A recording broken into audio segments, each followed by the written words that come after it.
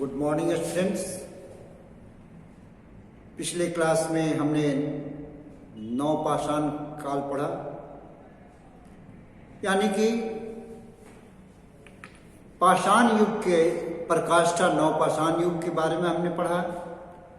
अब आज पढ़ेंगे हम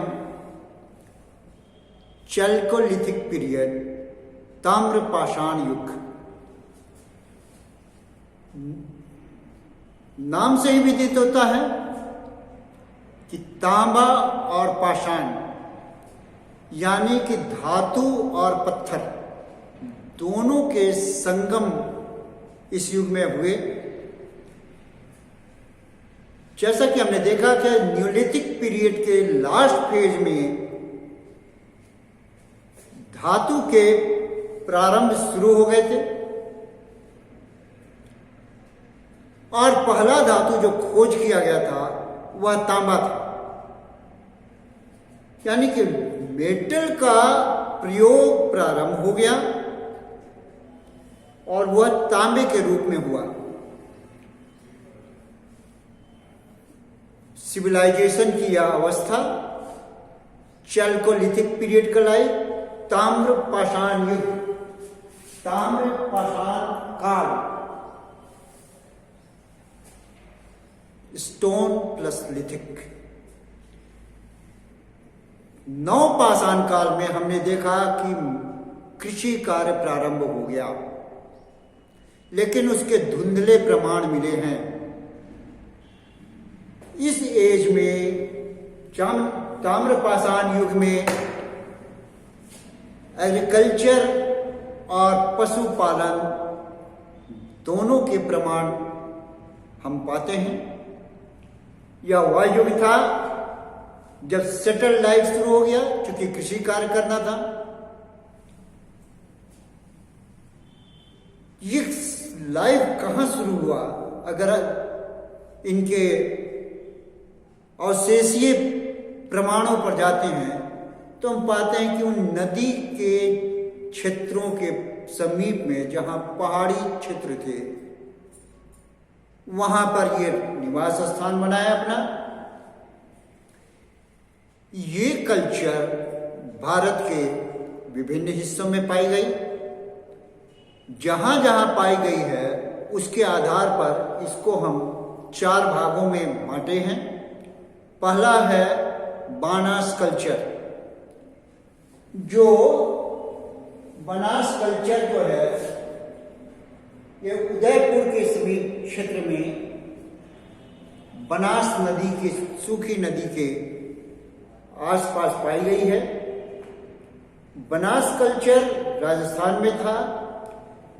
आहर और गिलुंड 2 पुरातात्विक स्थल इस बनास कल्चर को रिप्रेजेंट करते हैं। यहां पर बनास नदी के समीपवर्ती क्षेत्रों में जो सूखे क्षेत्र हो गए हैं, सूखे अंचल हैं, वहीं पर यह संस्कृति पली बढ़ी थी। इसके 3 काल पाए गए हैं, 1B, 1A, 1B, 1C, जो करीब 2000 से लेकर के 1200 ईस्वी पूर्व तक यह संस्कृति यहां पर पुष्पित पल्लवित हुई थी। दूसरा क्षेत्र हम देखते हैं मालवा कल्चर। मालवा जो पश्चिमी मध्य प्रदेश में है, इसके प्रमुख जो स्थल पाए गए हैं वह है मालवा,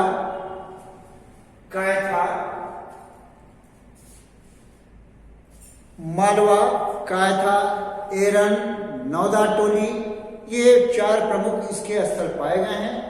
मालवा का टिपिकल विश्लेषण है पॉटरी, मालवा कल्चर।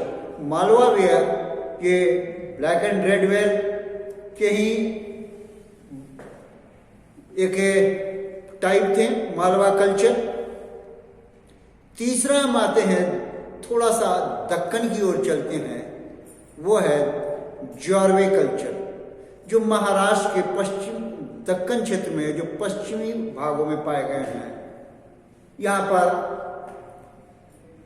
जो क्षेत्र है वह है जॉर्वे, निवासा, दैमाबाद, इनाम गांव, चंदोली, प्रकाश और सोनेगांव,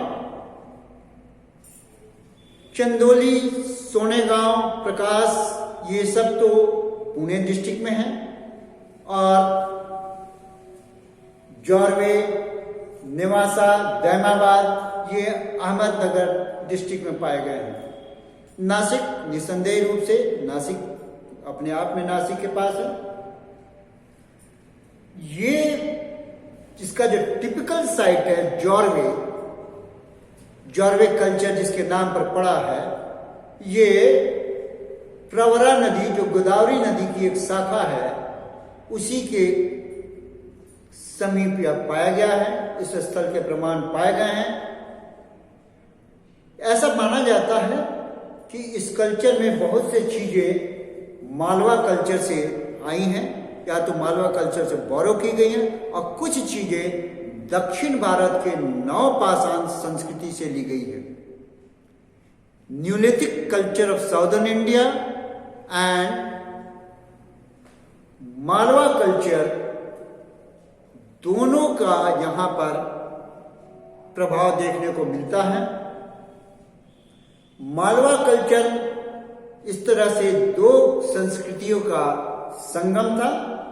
यह कल्चर 1400 BC से लेकर के अंतिम अवस्था इसकी थोड़ा और नीचे जाती है, यानी कि 700 BC तक, यहां तक हम अध्ययन से पाते हैं कि 700 BC तक यहां पर रही और उसके बाद यह संस्कृति समाप्त हो गई थी। इस संस्कृति में हालांकि तो ग्रामीण संस्कृति थी, लेकिन दैमाबाद और इनाम गांव में कुछ विकास हुआ और यह विकास नगरीकरण के समीप तक पहुंच गया। इसका कारण है कि यहां पर कुछ फोर्टिफिकेशन यानी कि किलेबंदी के प्रमाण पाए गए हैं, जो पत्थरों के द्वारा निर्माण किए गए थे और इनके ग्रामीण गांव भी काफी बड़े थे। दैमाबाद और इनाम गांव काफी बड़े बड़े गांव के रूप में परिणत हो गए थे। अगला हम देखते हैं पूर्वी क्षेत्र में पाते हैं, जो उत्तर प्रदेश के पूर्वी भाग में और बिहार में और बंगाल में पाए गए हैं। इलाहाबाद के समीप खैराडी और नरहन दो ताम्रप्रशांत संस्कृति के पुरातात्विक स्थल के रूप में जाने गए हैं।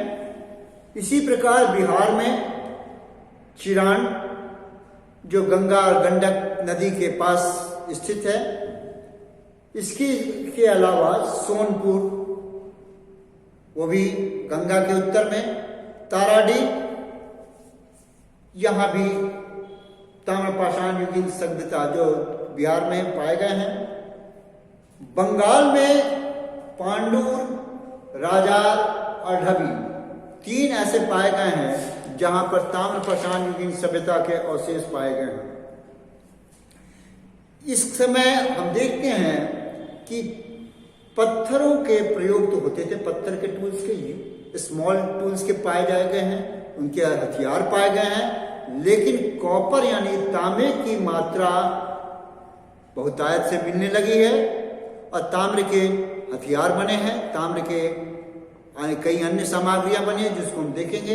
हथियारों में आहड़ एक जगह है जो कि हमने देखा था कि बनास कल्चर का एक हिस्सा है,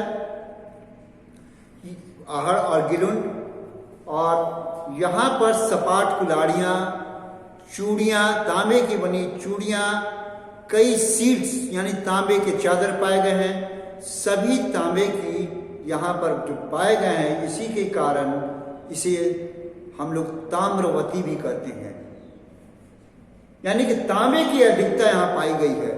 यहाँ पर 2100 से 1500 BC के आसपास तक यह संस्कृति यहाँ पर पाई गई है, पाल्यावस्था। गिलुंड इस आहड़ संस्कृति का, बनास कल्चर का एक दूसरा महत्वपूर्ण स्थल था और यहाँ पर एक स्टोन इंडस्ट्री भी पाया गया है। ताम्र के साथ साथ स्टोन इंडस्ट्री पाया गया है। अब हम आपको आते हैं, देखते हैं कि इनके जो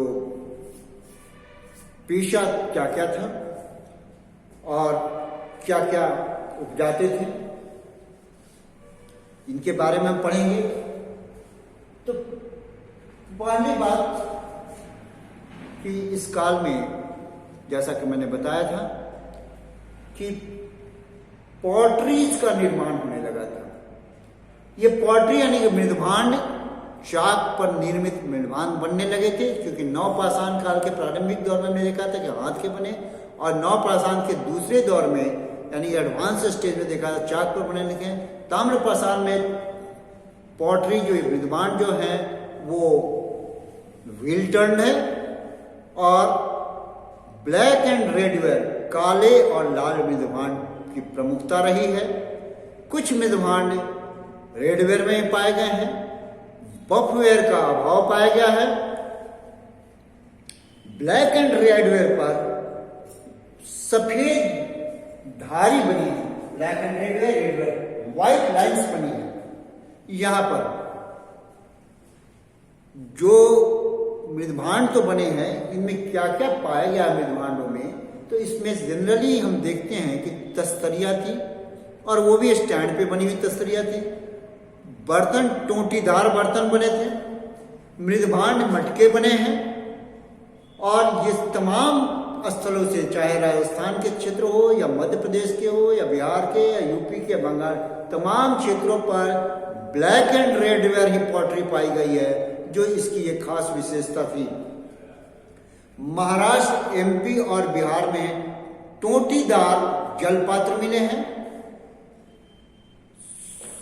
इसमें हमने देखा है कि गोड़ीदार तस्तियां मैंने डिश ऑन स्टैंड और गोड़ीदार बॉल्स ऑन स्टैंड, गोड़ीदार कटोरे दोनों पाए गए हैं, यानी कि ये चालकोलिथिक पीरियड के सेटलमेंट की विशेष रूप से जो पॉटरियां हैं। अगर पॉटरियों के बारे में हमने देखा, आप देखेंगे कि यहाँ पर ये इस तरह के डिश स्टैंड पे बने हुए हैं। ये छोटा सा है, यहाँ भी बॉल्स है जो इस तरह के देखते हैं। आजकल ये हम लोग देखते हैं कि बार्स वगैरह में कांच के बने हुए इसी तरह के पेडिस्टल लगे हुए जो बॉल से बनते हैं, और मृदभांड इस तरह के बने हैं। कुछ टुकड़े पाए गए हैं। ये टोंटी वाले बर्तन जिसकी मैंने बात करा था, टोंटीदार बर्तन, ताकि इधर से पानी गिराया जा सके, ये स्टोरेज के लिए बने हुए बर्तन हैं। तो ये पॉटरीज इस क्षेत्र में पाए गए हैं। ब्लैक एंड रेडवेयर कहलाते हैं ये पॉटरी। पशुपालन इन्होंने प्रारंभ कर दिया था। सबसे पहला जानवर नवजात पाते हैं नवपाषाण काल में, कुत्ते, भेड़ और बकरियों को पशुपालन शुरू किया। सबसे पहला पालतू जानवर कुत्ता था, फिर भेड़ बकरियां थी। इस काल में भी भेड़ बकरियां पालते थे, और भेड़ बकरियों के साथ साथ कुछ छोटे मोटे जानवरों जैसे मुर्गियों के, जंगली जानवरों को शिकार भी करते थे, लेकिन मुख्य रूप से ये कृषि करते थे और पशुपालन करते थे। लेकिन सबसे बड़ा ड्रॉबैक क्या था कि ये पशुपालन का काम जो भैंस या गाय जो पालते थे वो दूध के लिए नहीं था। इनके जो छोटे पशु जो पाए गए, भेड़ बकरी, ये भी दूध के लिए नहीं था। ये इनका भक्षण करके खाते थे। इनको पता ही नहीं था कि गाय का दूध निकाला जाता है। गाय का दूध निकाल करके सेवन किया जाता है, ये सोचते थे वे जानवरों के बच्चों के लिए ही है, तो ये दूध नहीं पीते थे। हाँ, फसल जो उगाते थे वो खाते थे। कृषि कार्य में जो हम देखते हैं कि ये चावल और गेहूं को पैदावार इनकी होती थी, बाजरा भी उपजाते थे। इसके साथ साथ मूंग, मसूर, उड़द और दलहन की जो चीजें थे, मूंग, मसूर, उड़द, दलहन, इन सब चीजों को पाते थे। नर्मदा टोली में जो महाराष्ट्र में है, नर्मदा नदी के तट पर, यहां पर महाराष्ट्र में तमाम ग्रेन्स की पैदावार के हमें प्रमाण मिले हैं। इसके अलावा बेर और आलसी भी यहाँ से मिला है। बेर और आलसी विशेष रूप से नोडा टोली में जिक्र किया जाता है कि यहाँ मिले हैं। ये चूंकि हम पता है कि गुजरात और महाराष्ट्र के क्षेत्र में काली मिट्टी पाई जाती है, black cotton soil, BC soil कहते हैं। यहाँ पर ये कपास भी उपजाते थे, क्योंकि यहाँ के लोगों को वस्त्र निर्माण के बारे में जानकारी थी, ये हमें प्रमाण मिले हैं। तो पश्चिमी भारत में जौ और गेहूं पाया जाता था, जबकि पूर्वी भारत में चिरांड में, पांडुर, राजाड़, ढेवी, इन तमाम जगहों पर चावल यानी कि धान की पैदावार होती थी। धान से ही चावल बनता है। यहाँ के लोग चावल को मछली के साथ खाते हैं। उस टाइम में भी ये खाते थे, क्योंकि मछलियों के कांटे मिले इनके निवास स्थान के पास है। और दूसरी चीज, ये परंपरा आज भी पाई जाती है बंगाल में और बिहार में, जो नदी के पास समीप के क्षेत्र लोग हैं जो निवास करते हैं, वो चावल और मछली खाना ज्यादा पसंद करते हैं। तो इस प्रकार विस्तृत पैमाने पर कृषि का प्रारंभ हो गया, लेकिन खेती के लिए ये हल के प्रमाण अभी तक नहीं मिले। तो ये किस चीज से खेती करते हैं? ऐसा माना जाता है कि डिगिंग स्टिक, खनन की जो छड़ी होती थी, वो उसका प्रयोग पत्थरों के और प्रयोग से ये धातु में प्रयोग करते थे और उससे करते थे। और यही चूंकि यहाँ पर मिट्टी सख्त हो जाती थी, विशेष रूप से महाराष्ट्र में इसमें काफी जोर आता था, इसलिए बहुत बड़े पैमाने पर खेती नहीं हो पाए। लेकिन जहाँ नदी के क्षेत्र थे वहाँ पर इन्होंने खेती किया, क्योंकि वहाँ पर सिंचाई के लिए और मिट्टी थोड़ी नम हो जाती है, इसलिए वहाँ पर खेती इन्होंने किया। यही समस्या पूर्वी भारत में उस क्षेत्र में आई जहाँ पर रेड सॉइल आता है। लेटराइट की मात्रा अधिक होने के कारण वहाँ में मिट्टी सख्त हो जाती है, तो वहाँ भी थोड़ी इसकी समस्या आई थी।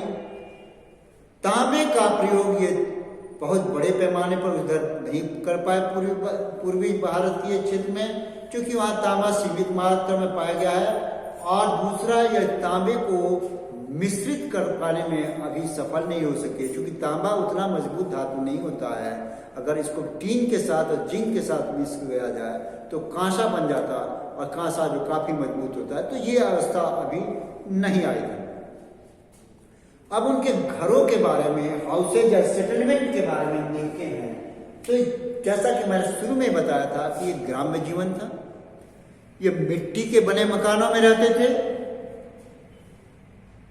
मिट्टी के थोप करके एक के ऊपर दूसरा मिट्टी को डाल करके ये मकान बनाए। छतों को सरकंडे और धान के जो बच जाते थे हिस्से, जिसको पुआल कहते थे, उसके मदद से ये घर को छाते थे, या फिर घास वास मिट्टी डाल करके घरों को छाते थे। अधिकांश मकान जो पाए गए हैं वह छोटे हुआ करते थे, लेकिन कुछ स्थानों पर जैसे जौरवे में, दामाबाद में, इन मकान में कुछ बड़े मकान पाए गए हैं। और जो बड़े मकान हैं संभवतः सरदारों के रहे होंगे, बाकी मकान छोटे छोटे पाए गए हैं। और ऐसा माना जाता है कि जो बड़े मकान होते थे वो सरदारों के होते होंगे, वो मध्य में होते थे, और बाकी जो मकान होते थे वो वृत्ताकार होते थे, और वृत्ताकार मकान सामान्य लोगों के रहते होंगे, अब मजदूरों, किसानों और दूसरे लोगों के होते थे, जो उतने पावरफुल, शक्तिशाली या समृद्ध नहीं होते थे। इनाम गांव में मकानों में हमें कच्ची मिट्टी के मकानों के साथ साथ मिट्टी के बने हुए चूल्हे भी मिले हैं। यहां पर 5 कमरों का मकान मिला है, यानी कि इमाम गांव एक बड़ी बस्ती बन गई थी। और सरदार का मकान जो काफी बड़ा था, वो 5 कमरों का था, 4 आयताकार था। इसमें 4 कमरे तो आयताकार थे और एक कमरा राउंड या ओवल शेप का था। यह निसंदेह रूप से धन को, जो अनाज को संग्रह करने के लिए था। और आज भी हम लोग अनाज संग्रह के लिए वृत्ताकार यानी गोलाकार संरचना बनाते हैं। अब आइए इनकी कला पर देखते हैं। इनकी कला तांबे के शिल्प का, थोड़ा आपको ये मैं बताऊं किस तरह के झोपड़ियां, वृत्ताकार झोपड़ियां होती थी। ये आप देख सकते हैं कि ये वृत्ताकार झोपड़ियां हैं। ये इनाम गांव से पाई गई हैं ये वृत्ताकार झोपड़ियां। पॉटरियों के, टोटीदार पॉटरियों की भी मैंने बात की थी, तो ये आप देख सकते हैं टोटीदार पॉटरी किस तरह से पाया जाता था, जो कि इनको पानी को कंट्रोल वाटर यूज करने के लिए टोटीदार पानी यूज किया गया था।